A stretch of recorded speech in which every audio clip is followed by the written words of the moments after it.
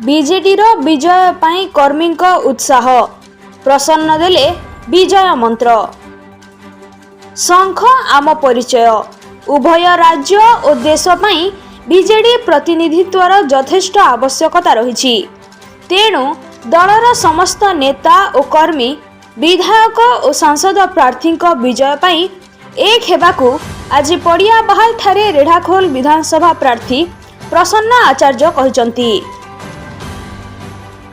पड़िया बहाल ठारे बीजेडी कार्यालय उद्घाटन समय रे दलर नेता और कर्मी माननकु प्रसन्न एभली मंत्र देइछंती।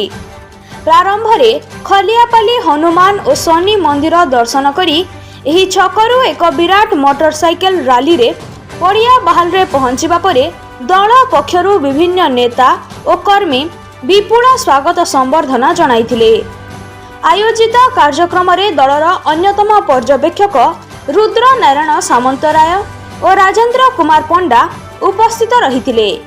एहाकु बीजेडी राज्य युवा संपादक तथा ब्लॉक संयोजक हीरालाल बेहेरा परिचालना करथिले।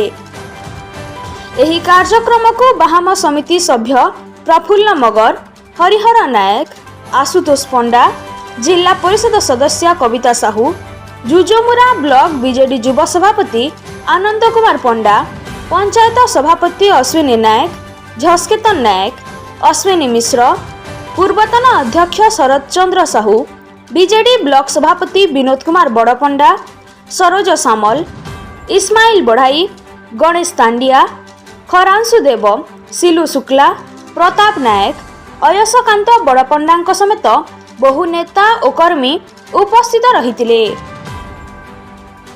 प्रतिष्ठा आज विजु जनता दल सपक्ष समग्र रेढ़ाखोल निर्वाचन मंडल में समग्र पश्चिम ओडिशा सारा ओडिशा लोकों भर बहुत उत्साह सृष्टि कार्यालय जरिया लोके आम सहित संपर्क करेंगे। आम लोक सहित संपर्क करूँ लोक विभिन्न समस्या कार्यालय तदारख करूँ।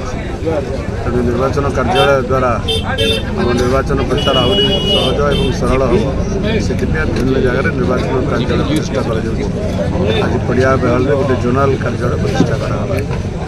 एकमात्र मुद्दा हूँ विकास अंचल विकास अंचल उन्नति अंचल समस्या सेटाई आमर निर्वाचन मुद्दा सेटाई आमर सब विकास ही आमर एकमात्र मुद्दा। Bureau report ground news 7।